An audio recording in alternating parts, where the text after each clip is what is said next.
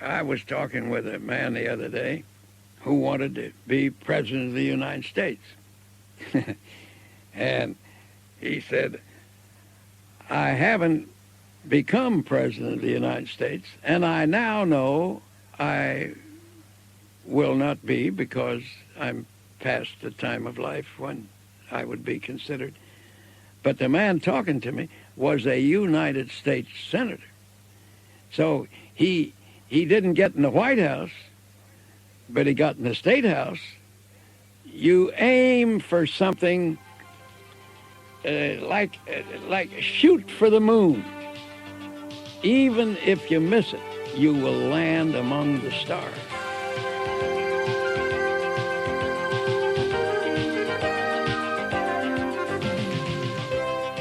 Dr. Norman Vincent Peale, world-renowned author of The Power of Positive Thinking and The True Joy of Positive Living, has transformed the lives of millions through his books, sermons, newspaper columns, and inspirational talks. In 1984, he was awarded the Presidential Medal of Freedom. Dr. Peale has spoken to conventions and gatherings of 20,000 people and more. But on this cassette, The Plus Factor in Positive Thinking, he will speak to you, directly and personally, about how to live your life to its full potential, with more confidence, enthusiasm, and positive energy. The key to positive thinking is sometimes called the plus factor.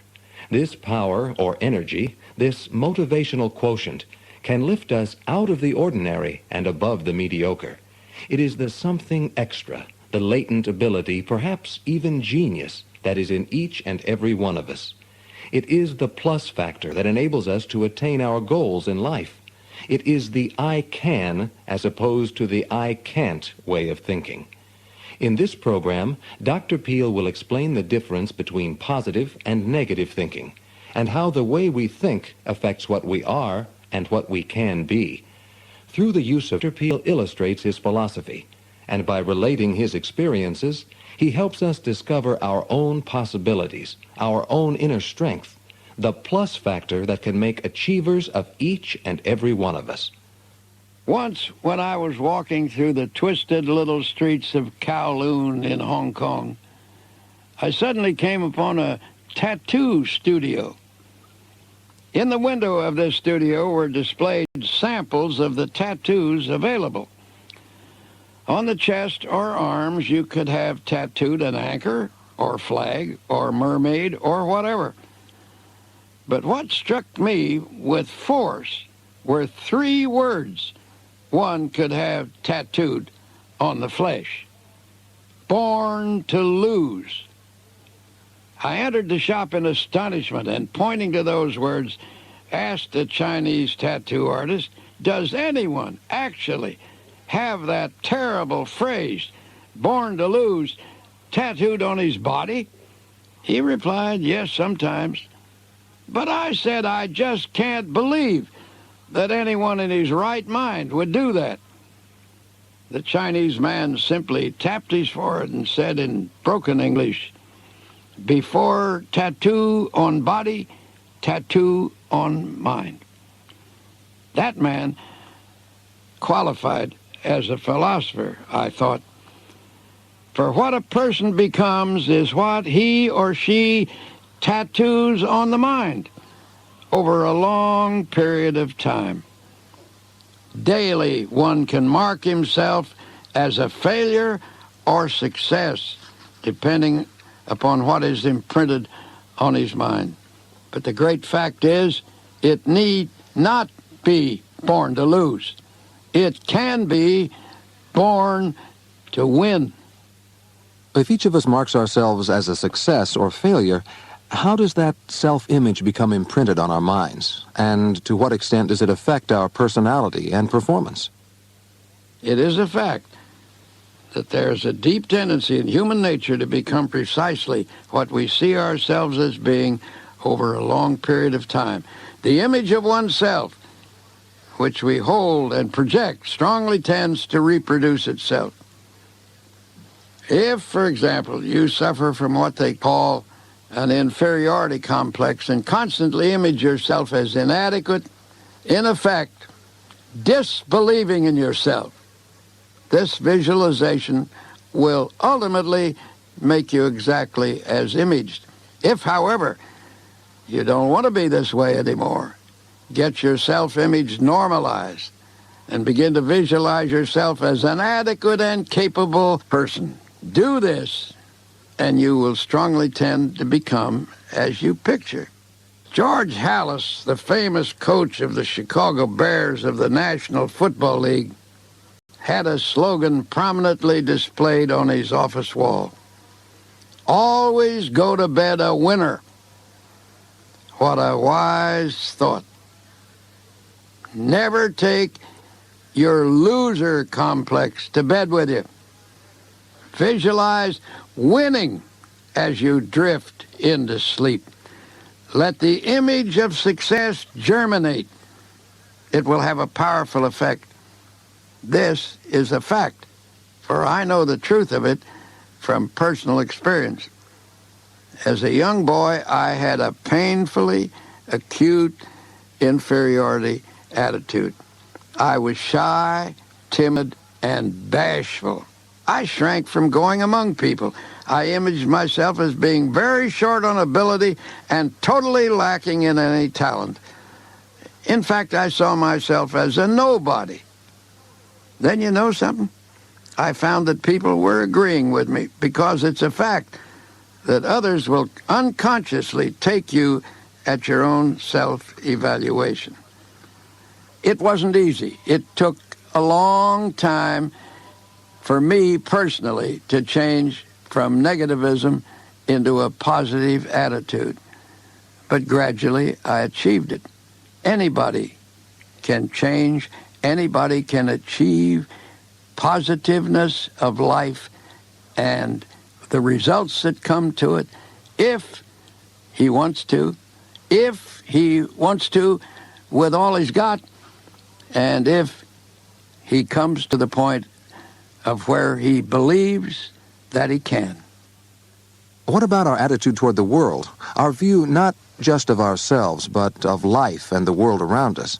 How does that state of mind, the way we think, manifest itself in our daily experience? You know, by and large, there are two types of thinking that we may use. One is negative thinking, the other is positive thinking. The positive thinker is an optimistic, faith-motivated person who habitually projects positive pictures and attitudes in the world around him every day, sending positive and creative thoughts into his world. These strong thought vibrations condition the surrounding world, your world, positively. And as a result, a flow of positive outcomes is activated, and positive achievements are manifested. Now, you know, when you come right down to it, positive thinking is not usually some big deal. It may express itself in small ways, but these small things add up to something big. For example, you may awaken in the morning and the first thought is, this is going to be a lousy day. Your wife says to you, how are you this morning? And the negative thinker routinely comes up with his habitual reply, oh, I don't feel so good. I'm just all out of energy. I'm pooped. The trouble with such a response is that it isn't really true. One is just thinking pooped. Perhaps you're a salesman, and on your schedule for that day is a really tough buyer. So you think, I can't get through to that guy. He just won't buy. I don't feel good, and I can't. Self-defeating negatives. So the negative thinker likely goes his uninspired way throughout the day, thinking and talking himself down. The victim of a pernicious malady, which I call the 3 L's: lack, loss, and limitation. How often does a person speak to himself in those terms of lack, loss, and limitation. And negative thinking is a very dangerous procedure. There is a law called the law of attraction. Like attracts like. Birds of a feather flock together. So do thoughts of a kind have a natural affinity to reproduce themselves, in fact. If habitually we send out negative thoughts into the world around us, into our personal world, into our business world, we tend to draw back negative results to ourselves. This isn't at all theoretical, it's a fact. If a person constantly thinks negative thoughts, he will ultimately produce negative results. Thoughts spoken, or even thoughts unspoken, possess strong vibratory power. They set forces in motion which inevitably produce outcomes precisely as conceived, articulated, and affirmed. It is a law of mind, I believe, that negative thinking, negative attitudes, negative mental pictures are bound to result in negative outcomes. Let's face it, habitual negative mental attitudes stimulate negative forces that can only produce that which is negative. What else? There is no other way. So if you are currently experiencing negative conditions, this situation did not just happen, nor is it due to what we call bad breaks. It just has to be the natural and inevitable result of the nurture and projection of negative mental attitudes. This defeatism may have been germinating in your mind for a long time. Perhaps it has made a negative thinker, and what is even more important, a negative receiver of you. But I have good news for you. Great good news. And it's this.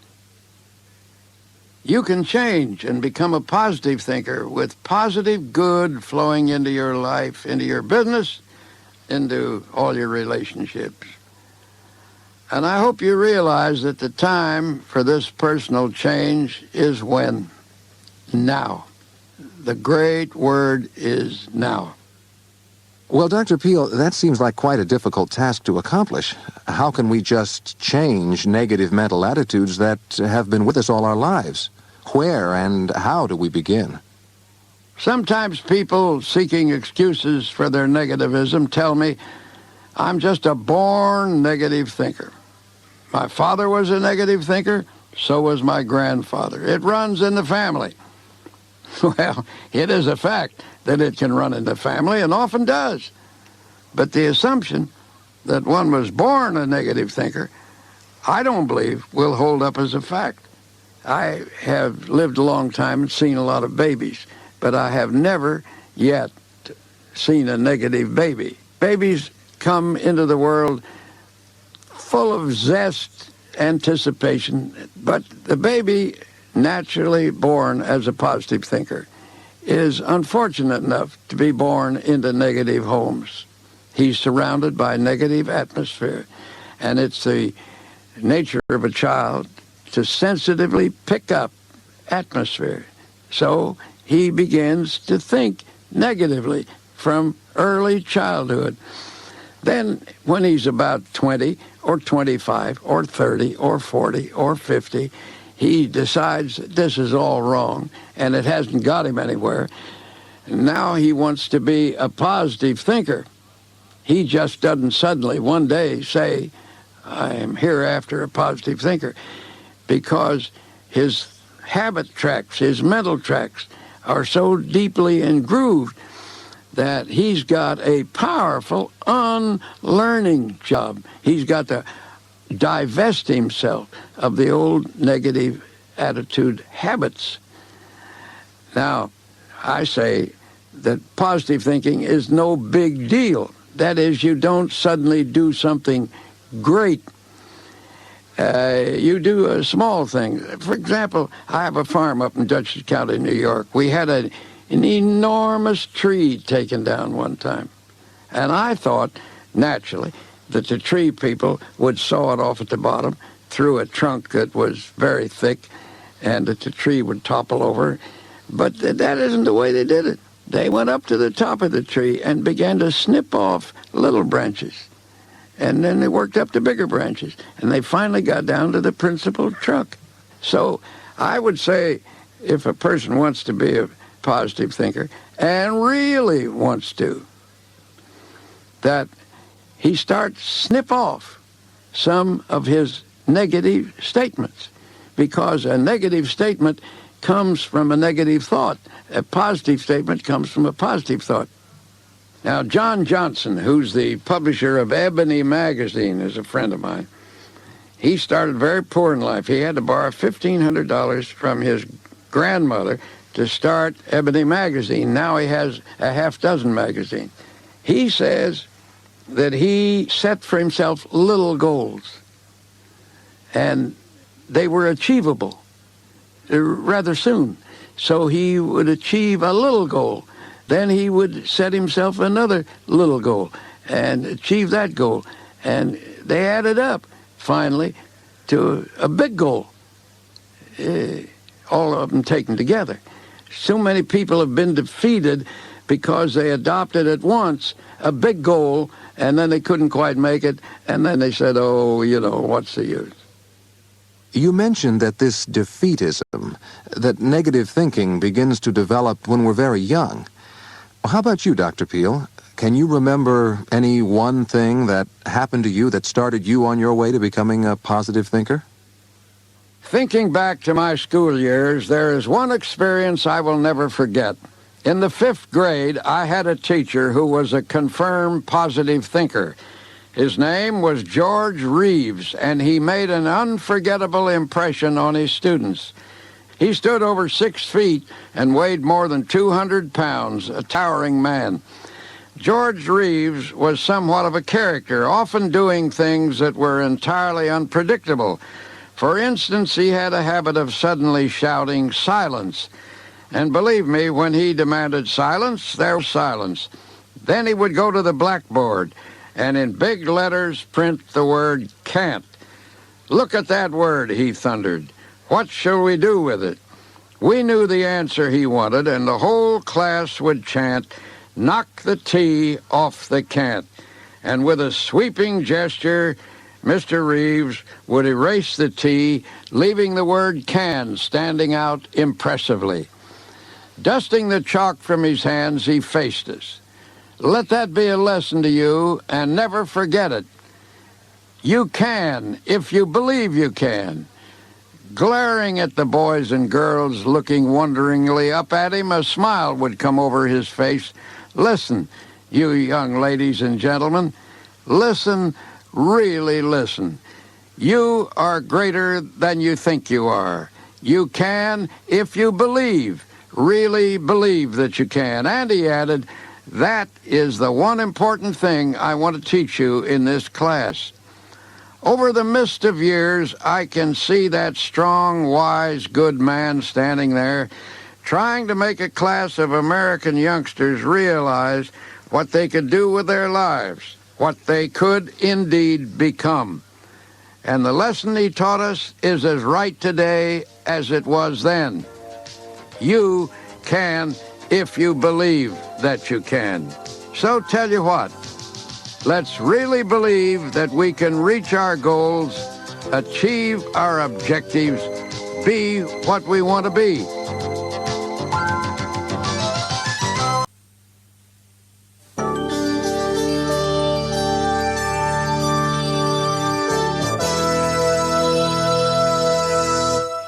I'd like to tell you a story to illustrate the ability that I think we all have to reach our goals once they are. I ran into this boy named Harry. He was raking leaves when I happened to shoot my golf ball into the rough alongside the fairway. Courteously, he located the ball for me, then said, rather hesitatingly, I thought, I'm not getting anywhere, Dr. Peale. May I talk with you sometime? Sometime may never come, I replied. What's on your mind?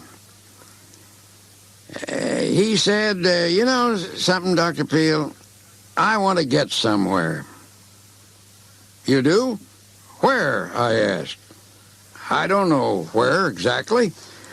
All I know is I'm not satisfied with where I am now. I just want to get somewhere. And when do you want to get where you want to go? I asked. When? I don't know when. Just sometime, I guess. And what did he do the best? I asked. What were his aptitudes? To this he gave another inconclusive answer. He just didn't know what he could do the best. Then I put the question, if you could have anything you really want, what would it be, Harry? He sat chewing a blade of grass, thinking, reflecting. No, really, I don't know what I want. And about a goal, I've got to admit, I just haven't one. Well, Harry, I said, here's your situation as I see it. You say you want to get somewhere, but you don't know where. And you don't know when you want to get there. Moreover, you have no idea of what you can do best. And you really have no concept, when you sum it all up, of what you want from life. He nodded glumly. Harry, I think you need to focus and make some decisions. Tell you what, come to my office 2 weeks from today, can you? He nodded. Meanwhile, do some hard thinking. Decide on your goal. And don't make it a fuzzy goal, but make it a sharp, clearly defined goal. Come to my office prepared to tell me exactly where you want to arrive in life, where you want to get, and put a timetable to it. Tell me just when you expect to reach your objective. Then do some thinking about your natural aptitudes and what you like to do above all else. And then I suggested that he write his conclusions on a 3x5 card in terse sentences. I'll be there, he said, and I liked the alert way he said it. So he was waiting for me. He took a card from his pocket and put it on my desk. I read, Number 1, I want to become a foreman in our plant. Number 2, I want to become a foreman in our plant 5 years from this month. Number 3, best thing I'm able to do is to get along with people. Number 4, I want to be a manager. Boy, I said admiringly, now you are really on your way. Well, when you're motivated and decisive, positive thinking can really be the force that allows you to realize your goals. But what is the method or technique used to visualize those goals? You know, there is a deep tendency in human nature to become, at last, precisely what, over a long period of time, we image ourselves as being. It is, I believe, a law of mind that the basic mental picture we form and hold of ourselves tends always to develop as fact. If, for example, you image yourself as lacking in ability, always picturing yourself as an inadequate person, you are actually deciding within yourself to become as pictured. By holding such a negative visualization of yourself in the conscious mind, it will finally seep into the subconscious mind. And when finally this inferior self-image permeates the subconscious, it will result in your personality becoming as imaged. Now, I know that's hard to take, but that's the way it works. For the subconscious mind always strongly tends to obey the orders sent to it by the conscious mind. And since the subconscious mind is bigger and stronger than the conscious, it becomes very determinative. From then on, it calls the shots. So we can, for a fact, determine what we become through the process of imaging or forming a picture of ourselves, either as weak or strong, as able or as unable, as a failure or as a success. I made a speech one night, for example, on the West Coast at a meeting billed as a motivational success rally. After the talk, I was shaking hands with a lot of people when I noticed a young woman standing off to the side. Finally, I said to her, "Are you waiting to shake hands with me? If so, won't you please step forward?" "Oh," she said, "I'm a nobody." And she came forward very timidly. "I don't think you'd care to shake hands with me. I'm just a nobody." "Would you mind waiting until I greet these people?" I replied. "I'd like to speak with you personally for a moment." Surprised, she nodded and stood aside, waiting. Finally, I went over to her and I said, "Now, MS Nobody, what did you call me?" she asked. "That's who you said you are," I countered. "A nobody." And I added, "That surprised me, for you are, if I may say so, a very nice-appearing person, not looking at all like a nobody to me." To which she explained that she didn't think she amounted to anything, that actually she was pretty much of a failure. And she said, "Another thing is I'm so terribly shy. Guess I've got a big inferiority complex." Then she smiled a kind of timid, wistful smile, but actually it lightened up her face and made it beautiful. "That smile," I said, "it's terrific. So tell you what do you say we paint a picture of you? You've got a wonderful smile. You are a neat, well-groomed lady, and your clear eyes show that you are highly intelligent, and it's obvious that you have lots of ability hidden back there. Get some positive force behind all these assets, and I think you can go places. I'm sure you can be what you want to be." And I asked, "Just what do you want to be?" Her reply was instantaneous. "I want to be a success in the real estate business. I love to show homes to people, but I'm just no good at closing a sale." I suggested then that every morning and evening she stand and look straight into her eyes in the mirror and tell herself the truth about herself, saying aloud, "I am a somebody. God made me somebody." And every day she was to hold a mental picture or image of herself as a competent, successful real estate salesperson.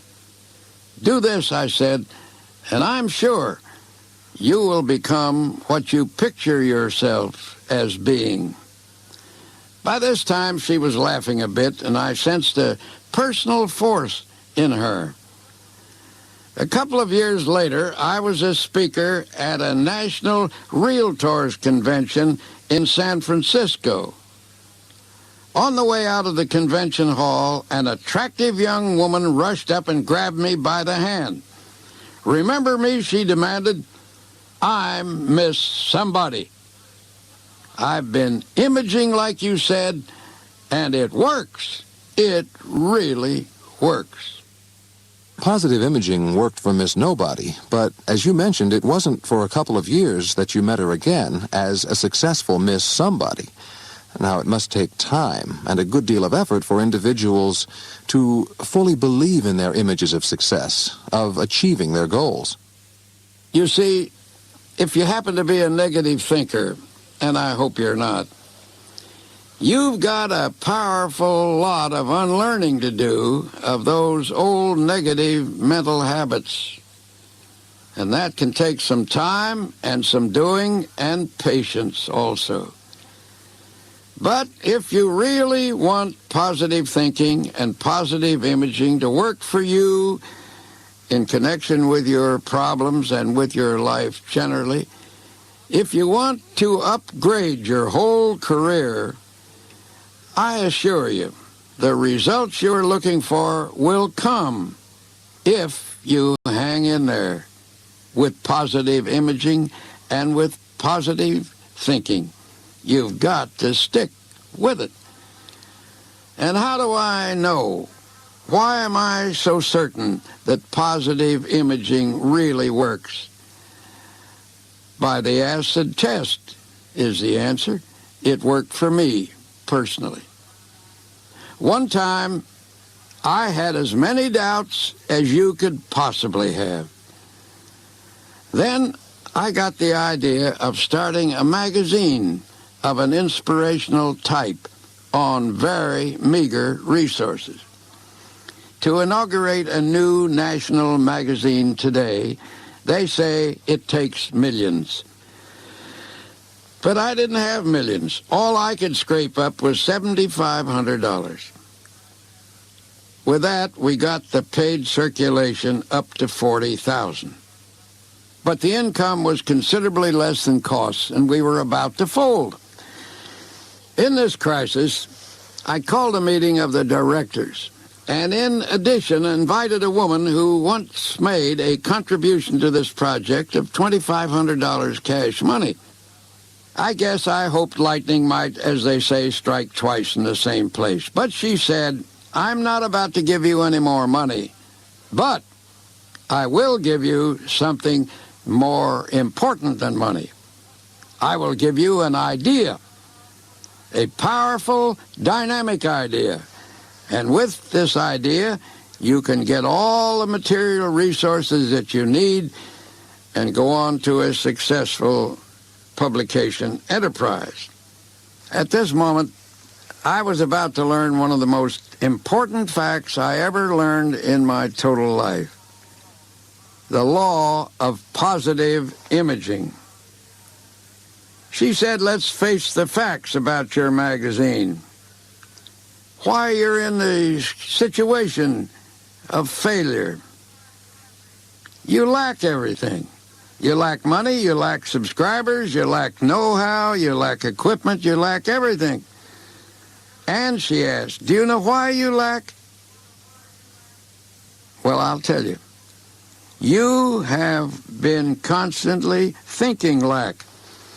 You have been constantly imaging lack until you have developed a lack consciousness. And as a result, you have created a condition of lack. Well, I thought to myself, I never heard anything like that before, but I knew we lacked, and I had to admit we'd been thinking lack. So I said to her, "Okay, I'll buy that. So what do we do now?" She said, "Tell those defeating lack thoughts to get out of your head. Flush them out, and do it now. Empty out, deliberately and consciously, all those lack images." Well, that wasn't easy. And we tried to do it, and we finally did do it. As a result of her strong and persuasive direction, we deliberately and consciously emptied our minds of all the lack thoughts that had previously dominated our mental attitudes. Then she came up with one of the most intelligent comments I've ever heard. She told us that those lack thoughts, now displaced, would try to get back into our minds where they had been so hospitably entertained for so long. and that we ourselves, having been so long in the thinking and imaging of lack thoughts, would be inclined to take them back, because we'd be, as you might say, lonesome without them. She declared that the only way they could be kept out permanently was by a process of complete displacement, by putting into the mind a more powerful thought pattern. She turned to me and she said, "Norman, I want you to command your mind to image, picture, and visualize the number of paid subscribers needed to ensure the future of this magazine." So I picked a figure out of the air, and I told her 100,000 paid subscribers would do it. She said, "Okay, look out there now and actually see 100,000 paid subscribers. Practice positive imaging." That's the first time I ever heard that magic phrase. Then I looked at Tessie's face, and the phrase passed through my mind. The exalted look of the believer. In that instant, I actually saw 100,000 subscribers. Excitedly, I leaped to my feet. "I see them, I see them," I cried. She leaped to her feet and she exclaimed, "Ah, isn't that wonderful? Now that we see them, we have them." From that minute, success began to come. No longer thinking and imaging lack, abundance came instead. So that today, that magazine has not 100,000 subscribers, but 4,217,000 paid subscribers. It has made this magazine the 14th largest publication in the United States and the largest, most widely read inspirational publication in the history of American publishing. I tell this story, and I admit it's a bit long-winded, to enforce a terrific truth, and it's this: no person ever need settle for defeat. To succeed, have a goal, then image it as succeeding. Hold that picture of it as being accomplished firmly in mind. Give it all you've got, and believe me, you have plenty of what it takes. Believe, picture, think positively, hang in there, and for a fact, you will reach your goal. You've been listening to Dr. Norman Vincent Peale, author, journalist, preacher, and originator of a philosophy of joy and happiness, of an inner strength, the plus factor, the power and faith within us, our potential to achieve our highest goals.